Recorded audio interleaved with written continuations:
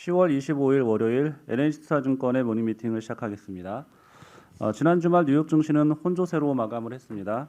다우지수가 0.21% 상승한 반면에 S&P 500은 0.11% 하락을 했고 나스닥 지수도 0.82% 내렸습니다. 11개 섹터 중에서는 7개 섹터가 올랐는데 금융이 1.3% 상승을 했고 에너지가 0.9%, 필수 소비재는 0.8% 올랐습니다. 반면에 경기 소비재가 0.7% 내렸고 테크놀로지와 커뮤니케이션 소재 섹터는 내렸습니다. 인텔은 분기 실적이 시장 기대치를 하회해서 주가가 11.7% 급락을 했고요. 스냅은 애플의 프라이버시 강화 조치로 4분기 실적 둔화를 전망함에 따라 주가가 27%나 급락을 했습니다. 반면 테슬라는 양호한 실적에 힘입어 장중 $910까지 올라 사상 최고치를 경신하기도 했습니다. 유가는 다시 올랐습니다. WTI가 1.79% 올라서 배럴당 83.98달러로 마감을 했습니다. 미국채 10년물 금리는 1.638%로 내렸습니다. 원달러 환율은 0.1원 내린 1177.1원입니다. 네, 오늘 저희 준비한 자료는 주식전략과 채권, 대체투자, 원자재, 산업기업 등 총 8개 자료가 있고요. 먼저 전략인사이드부터 발표하겠습니다. 미국 리플레이션 포지셔닝이라는 제목으로 조현주 연구원입니다. 네, 저희가 이번에는 이제 과거 대비 높은 물가 수준이 좀 지속될 것이다라고 예상을 하고 있어서요. 리플레이션 포지셔닝이라는 자료를 좀 준비를 했습니다. 일단 물가 지표를 좀 보시면 소비자 물가지수 구성 항목 중에서 음식료라든가 주거, 레저 등의 항목들의 상승세가 높아지고 있습니다. 그리고 PC에서도 공급 민감 항목보다도 수요 민감 항목들이 좀 상승하고 있는 모습입니다. 저희가 예상했던 것보다 과거 대비 좀 오랜 시간 동안 평균 수치보다 물가가 높은 수준을 좀 유지할 것으로 예상을 하고 있고요. 물가 선행 지표 같은 경우는 임금이라든가 교역, 그리고 주거 등에서 볼 수 있는데 이 선행 지표들 역시도 계속해서 높은 수준을 유지하고 있다고 볼 수 있겠습니다. 그래서 이러한 이유들로 이제 물가 지표 상승에 따른 리플레이션 포지션이 긍정적이다라고 생각을 하고 있는데요. 두 번째 정책 측면에서 봤을 때도 지금 미국 복지 정책이 아직 끝나지 않았다라고 판단을 하고 있습니다. 10월 31일에는 기후변화 서밋이 있는데 이 전에 바이든 행정부는 복지 정책들을 모두 통과시켜라고 촉구를 하고 있고요. 10월 31일이면 미국 교통부에서 한 달 동안 연장했던 교통 자금들이 고갈될 예정입니다. 그렇기 때문에 전통 인프라 법안 역시도 10월 31일까지 만약에 통과되지 않는다면 교통부 같은 경우는 부분 셧다운을 맞이하게 됩니다. 이러한 이유로 10월 31일 이전에는 전통 인프라 또는 복지 인프라 중에 하나 정도는 통과될 가능성이 높다라고 판단을 하고 있습니다. 그리고 나머지 통과되지 않은 부분들은 12월 3일에 부채 한도 협상이라든가 전체 예산안들이 다시 불거지지 않을까라고 생각을 하고 있습니다. 이러한 이유로 정책적인 측면에서 봤을 때도 재정 지출이 큰 규모로 예상이 되어 있기 때문에 물가 상승 압력을 높이는 요소로 작용할 수 있다라고 판단을 하고 있습니다. 세 번째로는 미국 기관 투자자들이 리플레이션 대응을 많이 하지 않았다라고 생각을 하고 있습니다. 일단 인플레이션 헤지 펀드 자금이 2021년 들어 굉장히 크게 증가를 했는데도 불구하고 지금 블랙락 같은 경우에는 물가 연동 채권이라든가 선진국 주식 비중을 한 8월부터 올리기 시작했습니다. 그렇기 때문에 기관 투자자들이 물가에 대응하는 그런 포트폴리오 전략이 아직 많이 남아있다라고 생각을 하고 있기 때문에 수급적인 측면에서도 이 리플레이션 전략이 좀 유효하다라고 생각을 하고 있습니다. 과거에 물가가 상승했던 국면에서 주식시장이 부진한 흐름을 보였다라는 리스크가 있는데요. 실질적으로 저희가 말하는 물가의 높은 수준은 과거 1% 상승률 대비해서 높아진 2, 3% 물가 상승률을 예상을 하고 있기 때문에 3% 밑의 물가 상승률 같은 경우에는 오히려 주식시장에 우호적이었다라는 과거 데이터가 나타났습니다. 그리고 이러한 상황에서 선호 섹터를 보시면 에너지라든가 리츠, 소비재, 산업재, 금융, 소재, 기금속, 광물 이런 섹터들이 벤치마크 대비 아웃퍼폼하는 모습을 보였습니다. 2022년 이익 증가율을 감안을 했을 때 내년도 이익 모멘텀이 좋고 또 물가가 높아진 국면에서 아웃퍼폼했던 섹터들을 종합해 보면 저희는 에너지라든가 경기 소비재, 산업재 이런 세 가지 섹터는 좀 긍정적으로 판단하고 있습니다. 네, 이어서 채권 전략 들어보면 좋을 것 같습니다. 미국 금리 관련해서 강승원 연구원입니다. 네, 저희가 그 하반기 전망이랑 올해 초의 연간 전망 통해서 말씀드렸던 게 올해 미국 금리 궤적이 N자형의 패턴일 거다. 아마도 하반기에 상반기 고점을 상향 돌파할 거다라는 말씀을 드렸었는데요. 실제로 지난주에 미국 10년 금리는 4월 이후 처음으로 1.70을 다시 한번 터치하는 모습이었습니다. 저희는 여전히 연말께 가면 미국 장기 금리가 상반기 고점보다 위에서 있을 거다라고 보고 있는데요. 특히나 이제 지난주에 좀 이렇게 눈여겨볼 만한 게 그 유로달러 선물 시장에서 내년도 연말 미국의 금리 인상이 무려 2차례 이상 될 수 있다라는 가격들이 좀 반영이 되는데 내년도 두 번의 금리 인상이 올라오는데 동시에 2024년 기준금리 전망치도 올라갑니다. 그러니까 어떤 이야기냐면 보통 경기가 금리 인상을 감내하지 못한다고 판단하면 내년도 금리 인상, 즉 조기 금리 인상 우려가 반영되면 오히려 이번 금리 인상 사이클의 최종 목표 지점이 내려갑니다. 그러니까 무슨 얘기냐면 천천히 올리면 한 5번 올릴 수 있는 거 내년부터 급하게 올리면 한 3-4번 올리고 끝나겠다. 뭐 이런 식으로 생각하는 게 보통이거든요. 그런데 지난주는 조기 금리 인상을 하더라도 이번 금리 인상의 최종 목표 지점까지 올라가 버리는 그러니까 두 가지 의미가 있는데 실제로 시장에서는 경기에 대해서 굉장히 긍정적으로 판단하고 있다. 두 번째는 금리 인상을 하더라도 굉장히 천천히 올릴 거야라고 한 정책 신뢰. 이 두 가지 의미를 보시면 되고요. 저희는 그럼에도 불구하고 당장 다음 주에 예정되어 있는 11월 FOMC에서는 조기금리 인상에 대해서는 선을 긋는 모습들이 나올 거다. 테이퍼링 발표와 함께 조기금리 인상과는 선을 긋는 모습들이 나올 수 있다라고 보고 있고요. 오히려 그렇게 되면 조기금리 인상 우려 완화되면 오히려 차후년도 23년, 24년도 경기 전망이 더 올라가기 때문에 오히려 24년 금리 인상 우려는 좀 더 놀라울 수 있다. 결국 그것이 장기 금리의 추가적인 상승으로 이어질 거다 보고 있습니다. 그래서 저는 여전히 연말까지 미국과 유럽 등 선진국 국채 금리는 상승 쪽으로 좀 봐야 한다. 여전히 선진국 국채에 대해서는 투자 의견 축소 의견 유지하고 있습니다. 이상입니다. 네, 뭐 지난 주말 통해서 그 연준이 인플레이션에 대해서 조금 더 좀 우려를 하는 그런 또 멘트도 나오기도 했는데 뭐 이런 것들이 그 전망하시는데 크게 변화를 줄 만한 그런 또 내용은 아니었는지 또 간단히 말씀 부탁드립니다. 뭐 말씀하신 대로 주말 금요일에 파월 의장이 인플레이션이 실제로 위험이 된다면 우리가 분명하게 액션을 취할 거다라고 강하게 언급을 하면서 이제 금리가 좀 많이 빠지는 모습을 보이긴 했는데요. 다만 그럼에도 불구하고 저희가 보고 있는 시각은 어찌됐든 내년도까지 물가가 평년보다 위쪽에 있다 손치더라도 사실은 평균 물가 목표 제도라고 하는 프레임에서 보면 내년까지 그 정도 물가 올라오는 게 금리 인상을 촉발할 정도의 수준은 아니다라고 저희가 보고 있고요. 가장 중요한 건 작년에 연준이 거의 한 8년 만에 통화정책 프레임 싹 바꾸는 과정에서 어떤 이야기들이 나왔냐면 원래는 물가가 1순위, 2순위가 고용이었는데 이제부터는 물가가 2순위고 고용이 1순위예요. 그래서 사실은 연준 입장에서는 물가가 무서워서 경기 회복을 뭐 먼저 선제적으로 억제하지 않겠다라고 하는 게 통화정책의 기본 원칙으로 작년에 천명을 했기 때문에 최근에 나오고 있는 인플레이션 우려가 실제로 연준의 통화정책을 극적으로 바꿀 만한 재료는 아닌 것 같다라고 여전히 생각하고 있습니다. 네, 계속 이어서 금리 얘기 들어볼 텐데요. 글로벌 금리 상승세 이어진다는 리포트인데 신환종 연구원입니다. 네, 지난주 그 글로벌 금리는 계속되는 인플레이션 논란에 전반적으로 상승 마감했습니다. 미국채 10년이 지난주 1.7%를 상회하면서 지난번 고점 비슷하게 가기도 했었는데요.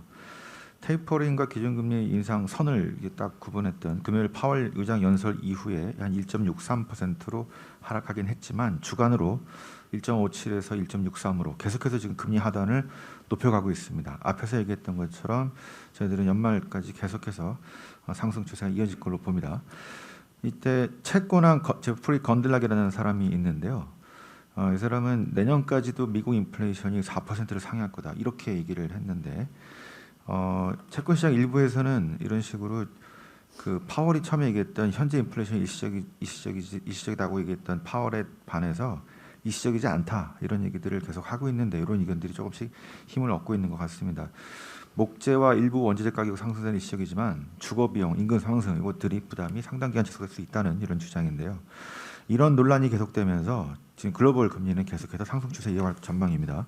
신흥국 쪽은 일단 브라질이 볼소나로 정부가 지지율이 약해지니까 보조금 지급 확대 정책으로 금융시장이 요동을 지금 쳤는데요. 금리가 거의 12.5%까지 올라갔고 달러 헤아라 5.7까지 급락했습니다.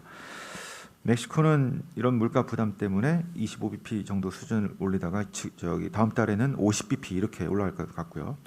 러시아는 시장 기대치를 뛰어넘는 75bp 이런 금리 인상을 단행했습니다. 이런 식으로 선제적으로 금리 인상을 단행하는 국가들은 저희들은 내년에 좀 더 매력적인 수준까지 금리가 올라가지 않을까 이렇게 예상하고 있습니다. 예상입니다. 네, 이어서 대체 투자 리츠 리포트 발표합니다. 홍지환 연구원입니다. 네, 지난주 글로벌 리츠 지수 총 수익률 1.5%를 기록을 했고요. 미국 국채 금리 같은 경우는 좀 올랐지만 리츠의 3분기 실적이 좀 긍정적으로 나오면서 전반적으로 상승을 했다라고 보시면 될 것 같습니다. 미국 리츠 시장 내에서 섹터별 성과를 보시면 최근 금리가 좀 오르면서 산업용, 조립식 주택, 특수형 이런 리츠들이 좀 하락을 했었는데 지난 한 주간은 이런 종목들이 좀 강하게 상승을 했었고요. 그 배경에는 사실 PLD, ELS, CCI 같은 방금 말씀드린 섹터들의 이제 그 큰 종목들 위주로 실적을 발표를 하면서 또 가이던스를 같이 올리면서 전반적으로 주가가 올랐다라고 보시면 될 것 같습니다. 이번 저희 주보에는 3분기 실적에 대해서 좀 말씀을 드리려고 하는데요. 지난주 실적을 발표한 PLD와 ELS 모두 컨센서스를 뛰어넘는 실적을 발표를 했고 그림 1번, 2번 보시면 또다시 연간 가이던스를 상향을 했습니다. 지금 올해 들어서 두 종목 모두 매분기마다 가이던스를 올리고 있는 상황이고요. 이처럼 올해 실적 발표 때마다 가이던스를 올리는 리츠가 많다 보니까 그 다음 페이지에 보시는 3번, 4번 그림 보시는 것처럼 이 미국 리츠 지수와 또 글로벌 리츠 지수의 컨센 자체가 지금 올라가고 있는 상황으로 보시면 될 것 같습니다. 저희는 1, 2분기에 나온 것처럼 3분기 실적 발표 이후에도 이런 비슷한 모습 이어질 가능성은 높다라고 보고 있고요. 다만 이제 지금 올해 기간 동안 글로벌 리츠 지수가 지금 상당 부분 상승을 했기 때문에 지금 멀티플 측면에서는 지금 하락폭이 다 회복이 되었다라고 보고 있고요. 그래서 앞으로 이제 리츠 지수 상승세를 이끌 거는 실적이다라고 보아서 앞으로 실적 개선세가 좀 기대될 수 있는 주거용 리테일 호텔 유망하게 보고 있습니다. 이상입니다. 네, 이어서 원자재 위클리 발표하겠습니다. 황병진 연구원. 네, 원자재 말씀드리도록 하겠습니다. 지난주 S&P 골드만삭스 상품 지수 기준의 원자재 시장의 수익률은 마이너스 0.28%, 오랜만에 후퇴했지만요. 저희가 섹터별 수익률로 보면 에너지와 귀금속, 농산물 섹터가 상승을 했고 직전주에 9% 이상 급등했던 산업금속 섹터에서 주간 6.44% 반락이 나오면서 원자재 지수의 주간 하락률을 기록했던 그런 요인으로 좀 작용을 했습니다. 11월 FOMC를 앞두고 미국 명목금리가 상승하고 있는데 실질금리가 재차 마이너스 1%를 하회를 하면서 오히려 기대 인플레이션의 확대라고 하는 부분 자체가 상당히 좀 주목이 되고 있는 상황이고요. 그렇다 보니까 결국은 기대 인플레이션의 확대 속에서 단기 인플레이션 해지에 대한 수요가 확대가 되면서 기금속 섹터가 가장 아웃퍼폼을 했습니다. 반대로 산업금속 섹터 같은 경우에는 저희가 올해 4분기와 내년도 1분기까지 보는 그런 그림 자체가 전력난 때문에 그런 글로벌 전역에서 재련 생산량이 줄어들고 중국의 리스타킹 시즌과 맞물리면서 결국 상당히 타이트한 수급이 형성될 거다라고 하는 전망이 여전히 유효하다라고 보는데 최근에 이런 이슈들 때문에 LM이 그런 등록 창고에서 사실상은 이제 관리가 되는 구리 재고에서 상당한 과열이 나왔습니다. 전체 재고 중에서 90% 이상이 출고 예정 재고로 바뀌어 버렸고요. 그래서 글렌코어라든가 아니면 트라필그라와 같은 글로벌 트레이딩 기업들이 공급 스퀴즈에 나서면서 이 거래소가 단기 과열을 막겠다라고 하는 차원에서 일부 대책을 발동한 가운데 지난주 같은 경우에는 중국 당국에서도 석탄 가격이 치솟고 있는 부분에 대해서 개입을 하겠다라고 나서면서 단기 차익 실현의 빌미로 좀 작용을 했다라고 좀 보고 있습니다. 하지만 중국 당국이 단기 석탄 시장에 대한 개입을 예고를 하고 있긴 하지만 석탄 가격 역시 톤당 160달러대까지 빠졌다가 재차 지난주 금요일부터 상승 반전을 했고요. 저희는 천연가스라든가 LNG 가격 등이 이끄는 전력용 원자재 가격의 강세 자체는 내년도 1분기까지는 지속이 될 거다라고 좀 보고 있습니다. 10월 말까지는 여전히 그런 미국의 천연가스 재고라든가 유럽의 천연가스 재고가 비축될 수 있는 시기이긴 하지만 이 러시아의 유럽향 그런 천연가스 수출 확대라고 하는 기대감이 후퇴했다라고 하는 부분에서 보면 결국은 미국산 LNG가 유럽이라든가 중국으로 수출량이 늘어나면 늘어날수록 미국 내의 수급은 훨씬 더 타이트해질 수 있다라고 좀 보고 있고요. 이런 부분들이 천연가스 가격 주도의 에너지 대란을 올해 연말과 내년 연초까지 지속시킬 거다라고 좀 보고 있습니다. 이런 부분에서 유가에 대해서 좀 저희가 단기 투자 의견을 좀 바꾸도록 하겠습니다. 저희는 천연가스를 중심으로 한 전력용 원자재 가격에 대해서는 상당한 강세가 나올 거다라고 좀 봤던 반면에 석유 시장은 비수기로 들어오면서 원유 재고가 증가 전환되고 그래서 상반 경직성이 강화되지 않겠는가라고 봤었는데 최근에 미국의 원유 재고가 10월 이후에 증가 전환됨에도 불구하고 유가가 상승세를 지속을 하고 있습니다. 대표적인 이유라고 보면 천연가스와 석탄 가격의 급등에 따른 대체 수요가 석유 시장에서 올해 4분기와 내년도 1분기만큼은 하루 평균 50만 배럴 정도의 대체 수요를 이끌어 갈 거다라는 전망이 나오고 있고요. 이런 부분들이 내년도 1분기까지 결국 유가의 방향성은 천연가스라든가 전력용 원자재 가격의 방향성이 주도할 거다라고 좀 보고 있습니다. 그런 부분에서 3개월 투자 의견에 대해서는 비중 확대 의견을 의견으로 확대로 상향 조정을 하고요. 하지만 내년도 1분기가 지나고 나서 2분기부터는 재고 비축이 재차 가능하다라는 점, 그리고 천연가스 가격을 중심으로 한 전력용 원자재 가격에 조정이 나오게 되면 유가 역시 정상 구간으로 하향 안정화되는 수순을 밟을 거다라고 봐서 12개월 투자 의견에 대해서는 중립 의견을 그대로 유지하도록 하겠습니다. 이상입니다. 그 석탄 가격이 중국 정부 개입에도 불구하고 강세를 이어갈 거다 이렇게 보셨는데 좀 공급 측면에서 원활하지 않을 거로 보시는 건지 그 이유를 좀 간단히 부탁드리고요. 그다음 내년 1분기까지 에너지 가격 강세 이렇게 말씀하셨는데 그 이후로는 전반적으로 좀 하향을 생각하시는 건지 좀 같이 부탁드립니다.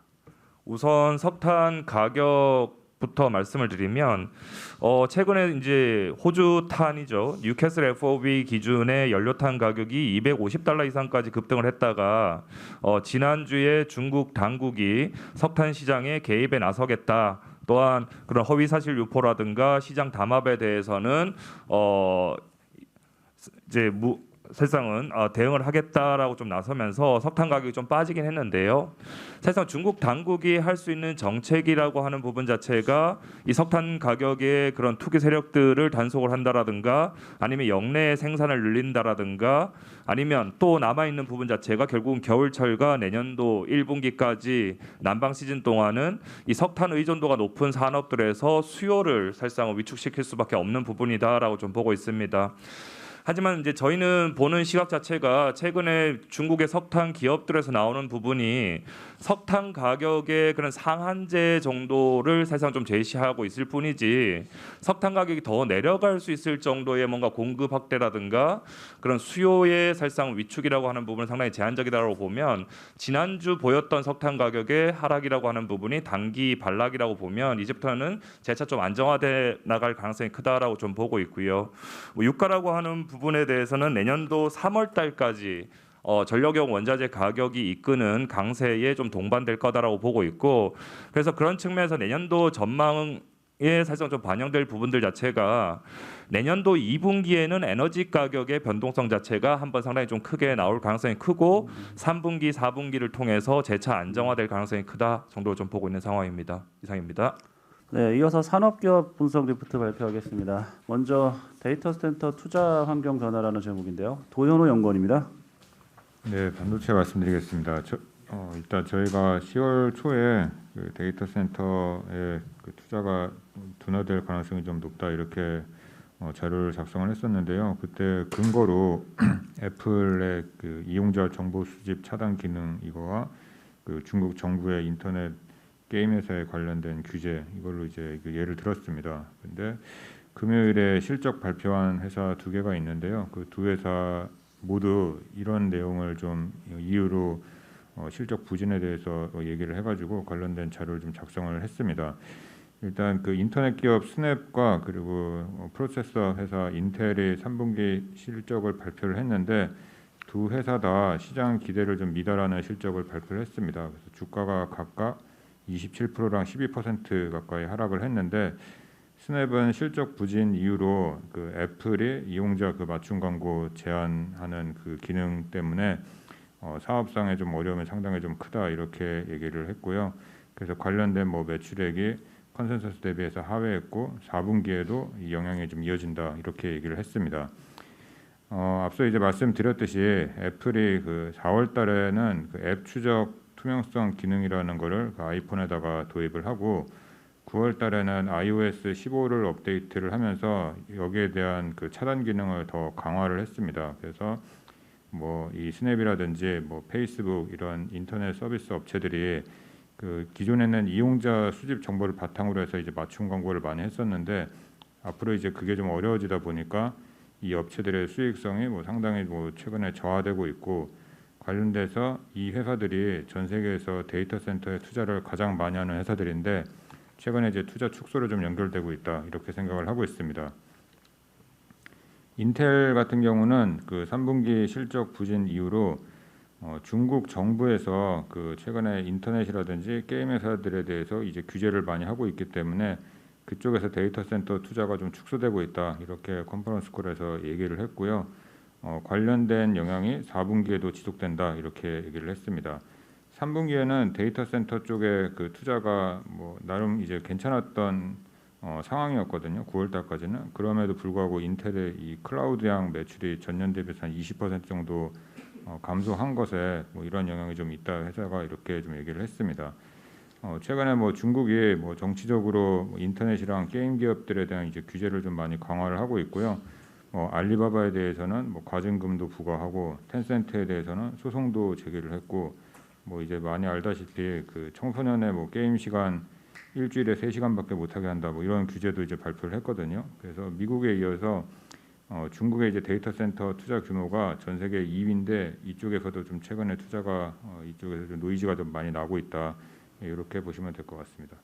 이상입니다.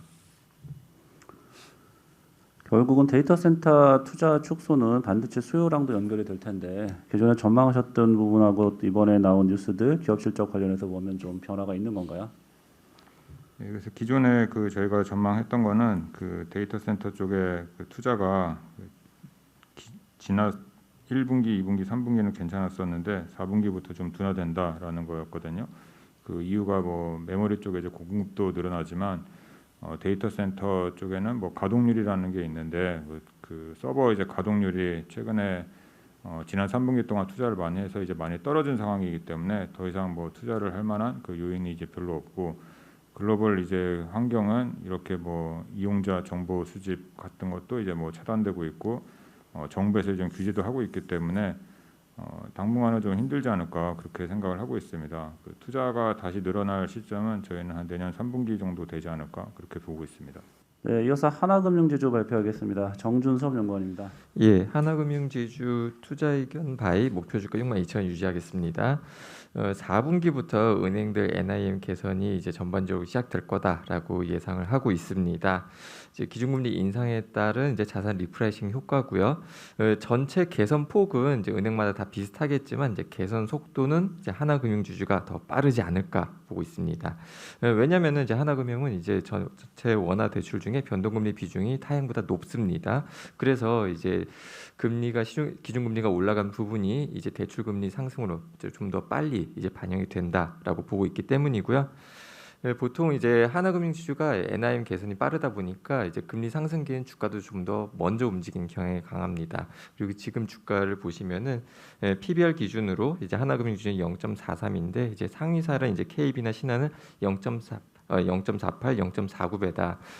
이제 밸류에이션 메리트도 있기 때문에 충분히 좀 더 먼저 주가 오를 수 있지 않을까 보고 있고요. 하나금융지주 PBR이 이제 KB나 신한 이상으로 가긴 어렵지만 지금 정도의 밸류에이션 갭에서는 충분히 투자 매력이 있다 보고 있습니다. 올해 예상 배당 성향 26% 적용한 DPS는 3,000원이고요. 이제 연간 기준입니다. 이제 그때 배당 수익률 6.5%라서 배당 매력도 존재한다 보고 있습니다. 3분기 지배순이익은 9,287억입니다. 이제 숫자상으로는 이제 사상 최고치이고요. NIM 이제 소폭 하락하긴 했는데 이건 이제 포트 변동, 그다음에 카드론 축소 영향이고요. 어느 정도 예견됐던 부분입니다. 4분기부터는 반등 예상하고 있습니다. 대부분 부문에서 이제 기대를 이제 충족하는 이제 좋은 실적이었다라고 보고 있습니다. 이상입니다. 네, 4분기 NIM 개선 또 추가로 될 거다 말씀하셨는데 실적 전망을 보면은 3분기하고 4분기 차이가 크게 없고 오히려 조금 더 낮아지는 것 같은데요. 영업이익 측면에서는 이유가 있을까요? 대부분 은행이 마찬가지인데요. 4분기에 좀 판관비가 좀 많이 나옵니다. 예, 이제 이건 어느 정도 계절성이기 때문에 이제 특이 요인은 아니다라고 보고 있습니다. 네, 이어서 포스코 인터내셔널입니다. 김동현 연구원입니다. 포스코 인터내셔널 매수 투자 의견 31,000원 목표 주가 유지를 합니다. 투자 포인트 두 가지인데요. 실적 모멘텀 지속되고 있고 장기 성장 가시성이 올라가고 있습니다. 실적 모멘텀 관련해서는 지금 뭐 유가 강세라든가 코스트 리커버리 재개 때문에 미얀마 가스전이 하반기부터 정상화가 되고 있고요. 포스코 해외 수출 채널 통합 진행 그리고 식량 사업, 모터코어 실적 본격화 이런 것들로 인해서 올해 내년 영업이익이 25%, 5% 성장할 걸로 전망을 합니다. 장기 성장 가시성도 올라가고 있는데 이거는 포스코그룹 2050 탄소 중립 비전하고 관계가 깊고요. 일단 포스코에서 탄소 배출 절감을 위해서 철 스크랩 사용을 확대를 하고 있는데 이 공급이 이제 포스코 인터내셔널이 담당을 하고 있고요. 최근에 호주 천연가스 업체 세넥스 인수 지금 뭐 계획을 발표를 했고 또 신규 말레이시아에서 신규 광구 개발을 통해서 수소 원재료인 LNG를 확보를 할 걸로 예상이 됩니다. 이런 것들이 아직 구체화되지는 않았지만 포스코그룹 탄소 중립 비전에서 역할로 이어질 거라고 보고 있습니다. 3분기 실적은 영업이익 1,500억 조금 안 나오는 수준으로 시장 컨센 충족을 했고요. 미얀마 가스전은 올라갔고 트레이딩하고 투자법인 쪽은 철강 판매량 계속 증가를 했는데 물류비 부담 올라가는 거 그리고 인건비 상승 소급 그리고 인도네시아 팜 수확량이 좀 비가 많이 오는 시즌이기 때문에 감소한 거 이런 것들 영향으로 전분기 대비해서는 좀 빠졌습니다. 4분기에는 이런 추세가 지속이 될 걸로 보고 있고요. 영업이익은 1,460억 정도 전망이 됩니다. 이상입니다. 네, 이상으로 모닝미팅 마치겠습니다.